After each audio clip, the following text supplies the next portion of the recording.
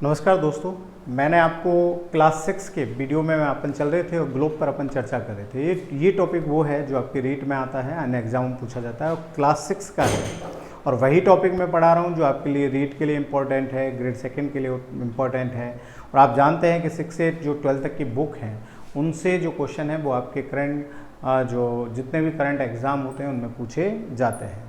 वही हम चर्चा जो आपसे कर रहे थे, मैंने बताया था कि भारत का मानक देशांतर, इसके संदर्भ में मैंने आपको बता दिया था कि भारत का जो मानक देशांतर है, जिसे आप क्या कहते हैं, मानक देशांतर कहते हैं, वो 5 भारतीय राज्यों से गुजरता है।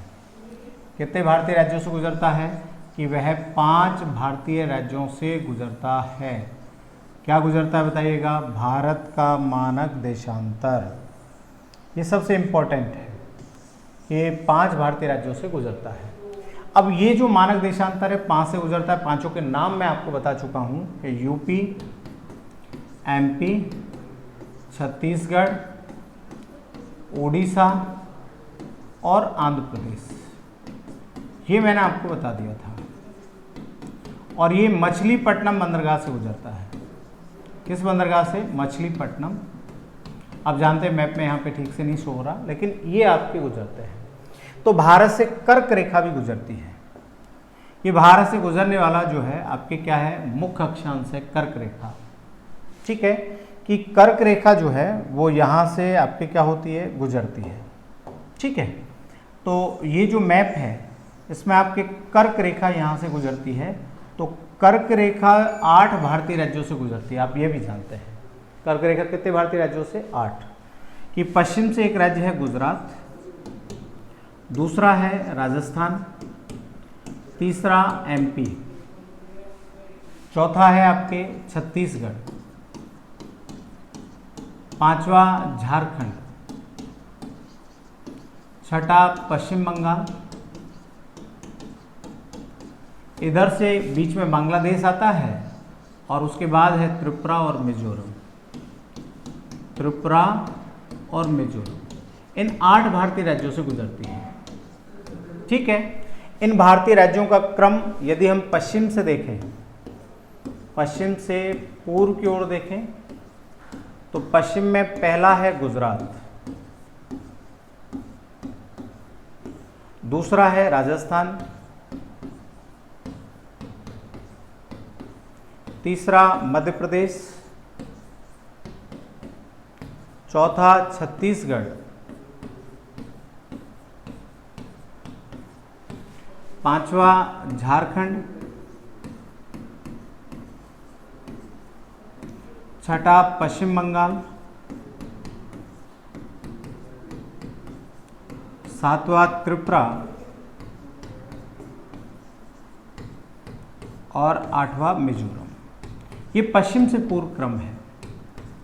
ठीक है, अब ये 6 में है कि भाई कर्क रेखा गुजरती है, लेकिन राज्यों का वहाँ कोई विवरण नहीं है, लेकिन फिर भी मैंने आपको बता दिया कि 8 भारतीय राज्यों से गुजरती है। यदि पूर्व से पूछे तो उधर से मिजोरम पूर्व में, फिर त्रिपुरा, फिर पश्चिम बंगाल, फिर झारखंड, फिर छत्तीसगढ़, फिर मध्य प्रदेश, फिर राजस्थान और गुजरात। और सबसे नज़दीक यदि कर्क रेखा के कोई शहर पूछे, क्योंकि आप जानते हो कर्क रेखा को हम कहते हैं 23 डिग्री 30 मिनट उत्तरी अक्षांश, ये आप कहते हैं। तो इस कर्क रेखा के सबसे नज़दीक जो शहर है वो आपके झारखंड की राजधानी है रांची है। और रांची जो है 23 डिग्री 34 मिनट उत्तरी अक्षांश पर स्थित है। ये 23 डिग्री 34 मिनट उत्तरी अक्षांश पर स्थित है। और कर्क रेखा को आप कहते हैं 23 डिग्री 30 मिनट उत्तरी अक्षांश, अर्थात जो कर्क रेखा के सबसे नज़दीक शहर है उत्तर में स्थित है, वो आपके कौन सा है? रांची। और ये केवल 4 मिनट की दूरी पर है, क्योंकि आप जानते हैं कि रांची जो है ये 23 डिग्री 34 मिनट है मित्रों, और आपकी कर्क रेखा 23 डिग्री 30 मिनट है। बताइएगा अंतर कितना हुआ? 4 मिनट। बताओ कि रांची आपकी कर्क रेखा से कितने मिनट की दूरी पर स्थित है? 4 मिनट की। कर्क रेखा के सबसे नज़दीक शहर यदि पूछा जाए तो क्या बताओगे आप फटाफट? कि रांची है, और ये झारखंड की राजधानी है। ये मैंने आपको बताया था। दूसरी बात मैंने आपको ये भी बताया था कि मानक देशांतर जो है वो 5 राज्यों से गुजरता है। लेकिन आजकल एक क्वेश्चन जो है वो जरूर पूछा जाता है, वैसे उस बुक में तो नहीं दिया हुआ, कि भारत का मानक देशांतर इधर आप देखिएगा ऊपर, भारत का मानक देशांतर आपको पता है 82.5, पूर्वी देशांतर, मानक देशांतर इसे हम कहते हैं 82.5 डिग्री पूर्वी देशांतर, और मानक अक्षांश या कर्क रेखा, मुख्य अक्षांश, कर्क रेखा, दोनों एक दूसरे को कहाँ काटते हैं, यदि ये क्वेश्चन आ जाए कि मानक देशांतर और कर्क रेखा दोनों एक दूसरे को कहाँ काटते हैं, तो ये छत्तीसगढ़ के सूरजपुर जिले में काटते हैं। छत्तीसगढ़ के किस जिले में काटते हैं, सूरजपुर, क्योंकि कई टीचर कोरिया बता देते हैं, कोरिया छत्तीसगढ़ का एक जिला है, वहां नहीं काटते, सूरजपुर जिले में काटते हैं। कोरिया जिला है पास में सूरजपुर के, कोरिया में नहीं काटते, छत्तीसगढ़ के सूरजपुर में काटते। कई बार बच्चे क्वेश्चन लेकर आते हैं कि नहीं सर हमको तो कोरिया पढ़ा दिया, कोरिया नहीं है, ध्यान में रखना, सूरजपुर में काटते हैं। आप कभी नेट पर भी डाल के देखो, किसी बुक्स में पढ़ोगे कि भारत का मानक देशांतर और कर्क रेखा एक दूसरे को कहाँ काटते हैं, तो छत्तीसगढ़ के सूरजपुर जिले में काटते हैं। ये इंपॉर्टेंट चीज़ आपके लिए मैं बता रहा हूँ, ठीक है ना, क्योंकि आपके 6 की बुक में तो केवल मानक देशांतर और कर्क रेखा का उल्लेख है, लेकिन एक दूसरे को कहाँ काटते हैं ये आपको याद होना चाहिए। और मानक देशांतर 5 भारतीय राज्यों से गुजरता है और कर्क रेखा 8 भारतीय राज्यों से गुजरती है। तो ये चीज़ें मैंने आपको अक्षांश और देशांतरों के संदर्भ में बता दी, जहाँ से आपके प्रश्न बनते हैं, रीट में, ग्रेड सेकंड में, आरएस में, सारी एग्जामों में बनते हैं। इन पर ध्यान देना है, हर छोटी एग्जाम में आते हैं, बड़े महत्वपूर्ण प्रश्न हैं। इसके बाद जो है आपके जो 6 की बुक में दिया है वो है पृथ्वी की गति। पृथ्वी की क्या है, गति है। इस ग्लोब चैप्टर में ये टॉपिक आपके दिया है। तो the rotation of the earth, the movement of the earth, कि पृथ्वी की गति उल्लेखित किया गया है। अब पृथ्वी की गति 2 प्रकार की होती है। एक तो होती है घूर्णन गति, पृथ्वी हमारी कौन सी गति करती है, घूर्णन गति करती है। और दूसरी जो गति है वह है आपके परिक्रमण गति, ये पृथ्वी हमारी परिक्रमण गति भी करती है। घूर्णन गति को हम परिभ्रमण गति भी कहते हैं। क्या कहते हैं, परिभ्रमण गति भी कहते हैं। यह आपको ध्यान में रखना है कि घूर्णन गति को हम परिभ्रमण गति कहते हैं और दूसरी गति कौन सी है, परिक्रमण गति है, ठीक है। अब घूर्णन गति क्या होता है कि जब पृथ्वी अपने अक्ष पर घूमती है, अपने अक्ष पर घूमती है,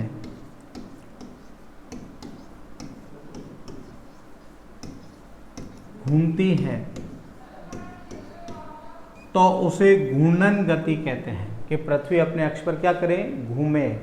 तो वो कौन सी गति है बताओ, घूर्णन गति या परिभ्रमण गति है, ठीक है।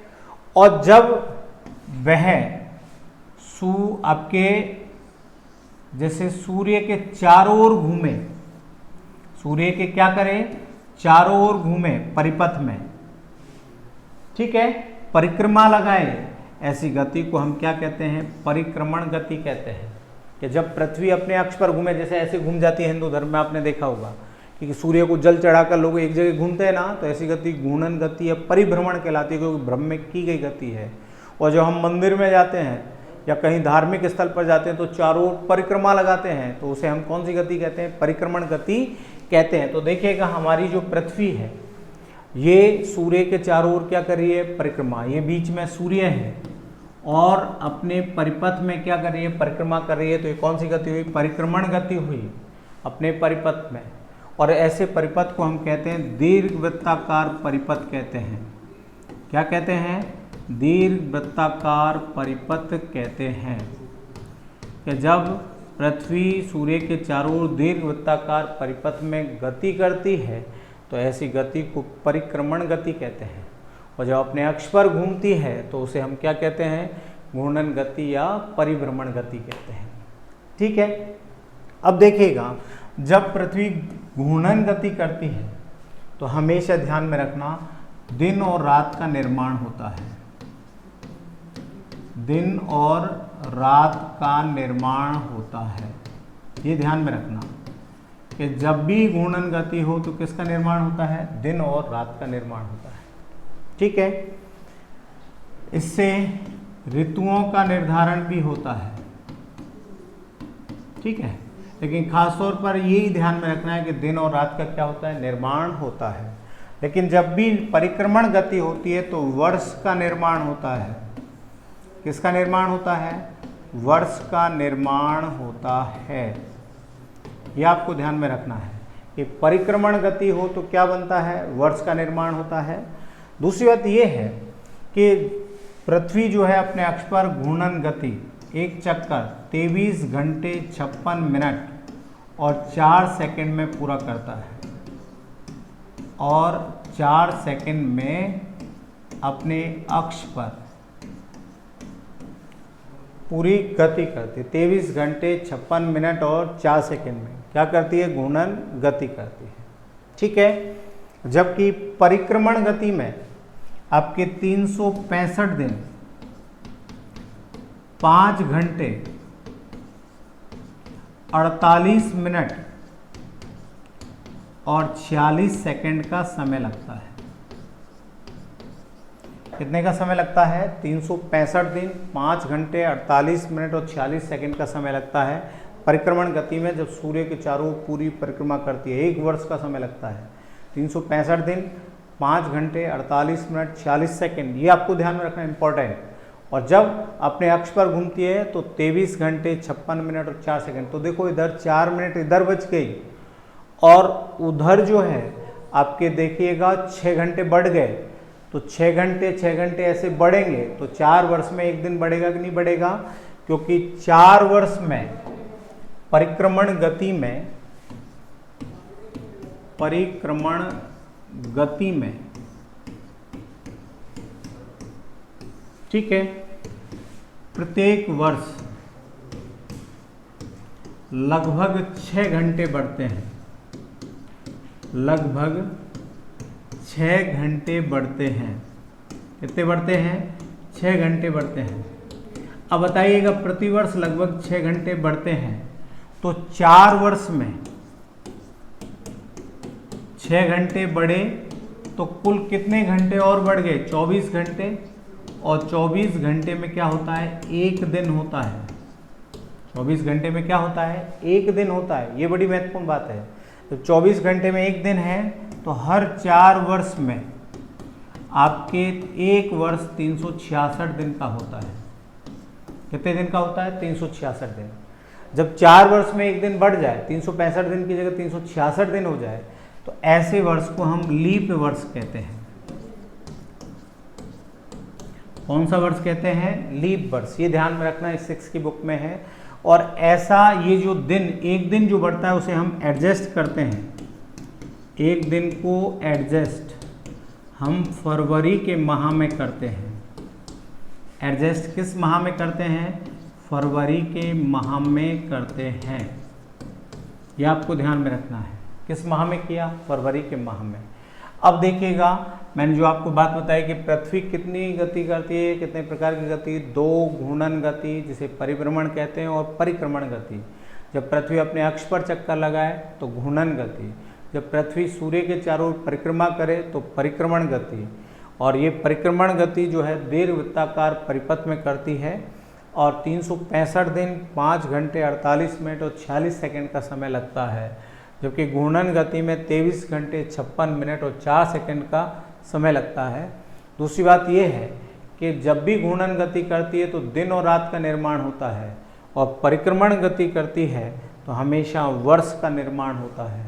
किसका निर्माण होता है, वर्ष का निर्माण होता है। दूसरा मैंने ये बताया कि प्रत्येक वर्ष में जब लगभग 6 घंटे बढ़ते हैं, तो 4 वर्ष में 24 घंटे बढ़े, क्योंकि 6-6 घंटे के हिसाब से मल्टीप्लाई करते हैं तो 1 दिन और बढ़ जाता है। तो कुल 366 दिन होते हैं, और ऐसे वर्ष को हम लीप वर्ष कहते हैं। और ये जो लीप वर्ष कहते हैं, इसको हम फरवरी के माह में एडजस्ट करते हैं, और उस फरवरी के माह में 28 की जगह 29 दिन होते हैं। ये आपको ध्यान में रखना है। दूसरा ये है कि जब हमारी पृथ्वी अपने परिपथ में सूर्य के चारों ओर चक्कर लगाती है, सूर्य के चारों ओर चक्कर लगाती है, ठीक है, कि यहाँ पृथ्वी है, इधर यहाँ पृथ्वी है, यहाँ पृथ्वी है, यहाँ पृथ्वी है, तो ये सूर्य के चारों चक्कर लगा रही है। ठीक है, तो आप जानते हैं कि पृथ्वी से सूर्य की दूरी लगभग 14,96,00,000 किलोमीटर है।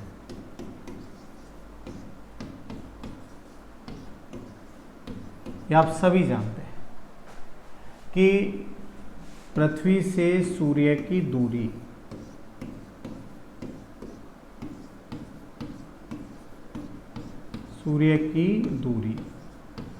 कितनी है? 14,96,00,000 किलोमीटर। जब पृथ्वी इस परिपथ में जाती है तो कई बार सूर्य के समीप आ जाती है और ये दूरी घटकर 14,70,00,000 किलोमीटर हो जाती है कि दूरी घटी, लगभग 26 लाख किलोमीटर की दूरी घटी कि नहीं घटी? जब पृथ्वी अपने परिपथ में सूर्य के नजदीक आ जाए तो उसे हम उपसौर कहते हैं।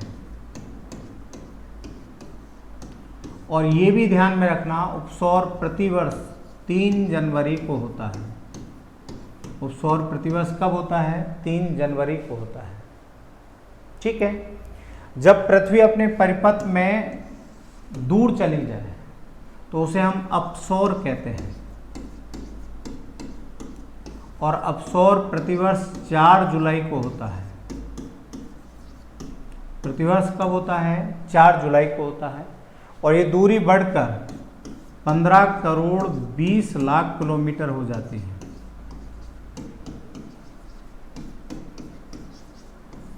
कितनी हो जाती है? 15,20,00,000 किलोमीटर। जब पृथ्वी अपने परिपथ में सूर्य के समीप आए तो उपसौर, और दूरी घटकर 14,70,00,000 किलोमीटर।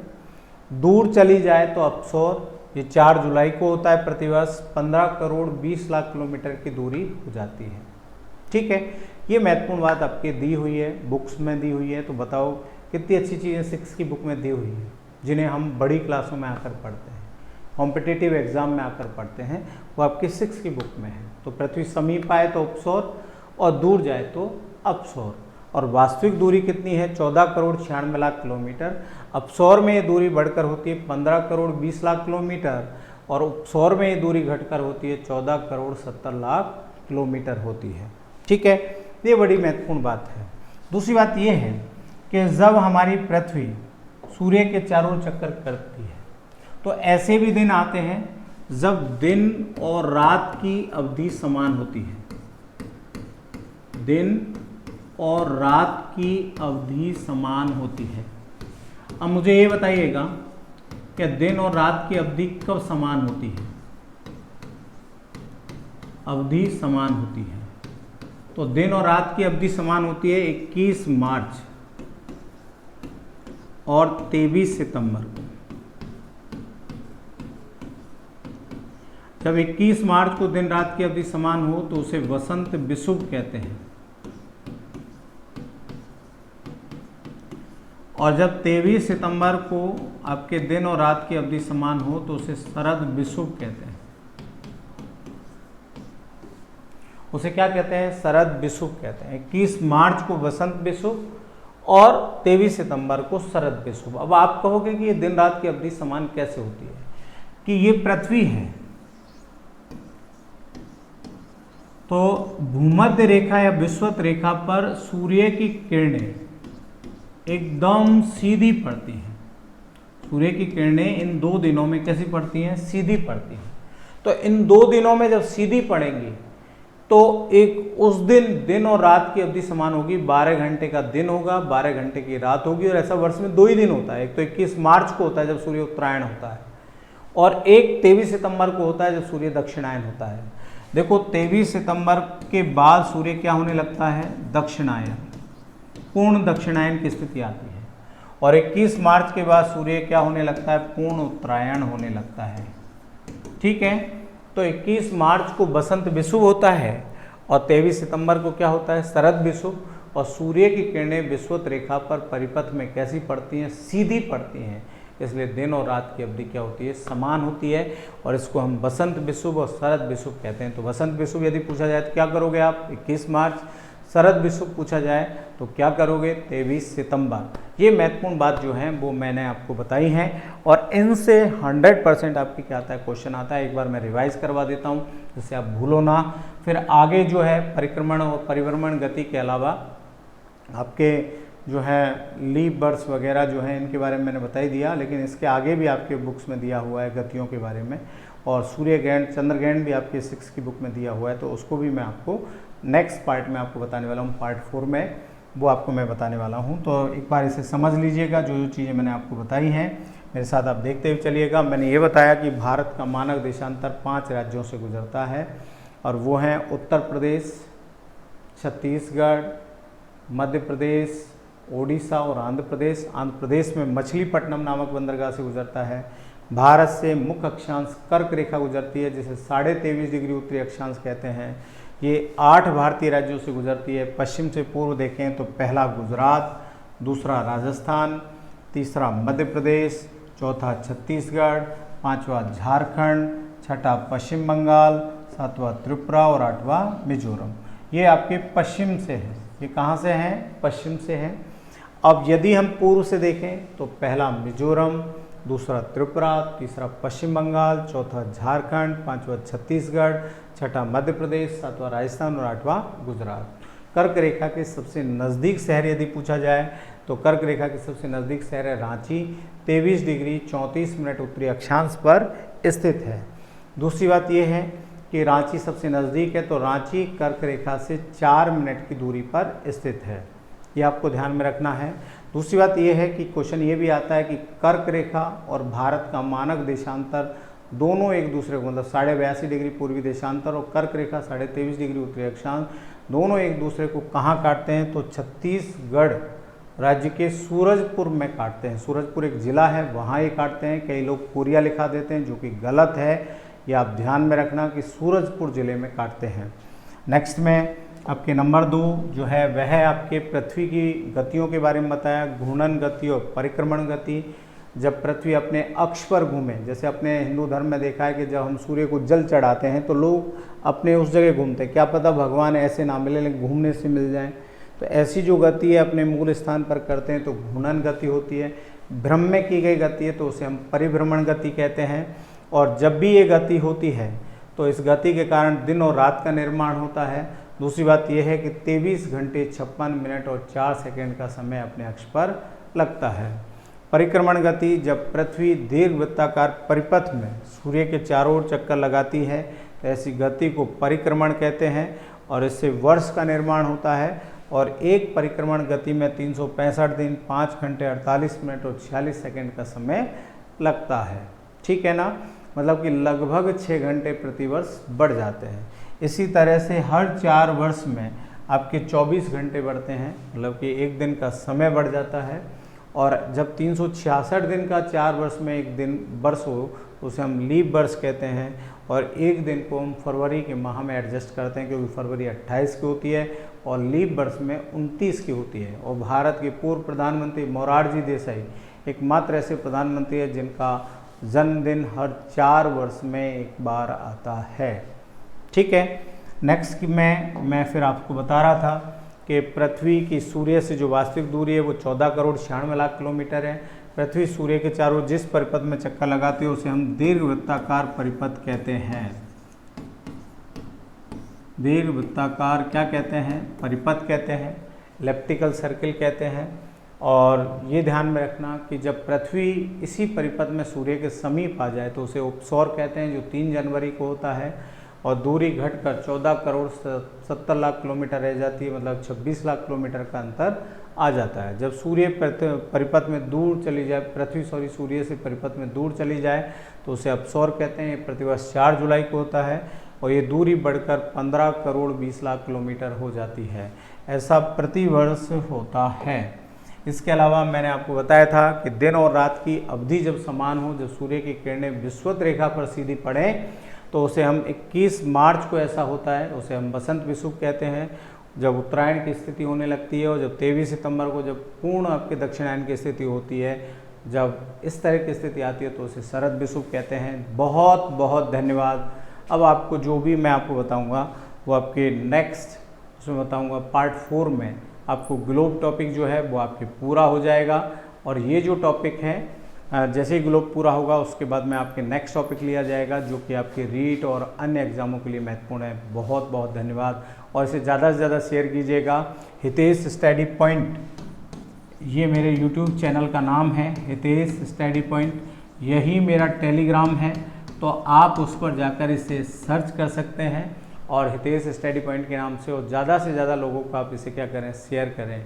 बहुत बहुत धन्यवाद। आपका प्यार मुझे यूं ही मिलता रहे और मेरा उत्साह दिन प्रतिदिन बढ़ता रहे, जिससे कि मैं आपके लिए और भी बेहतर प्रयास कर सकूं। धन्यवाद।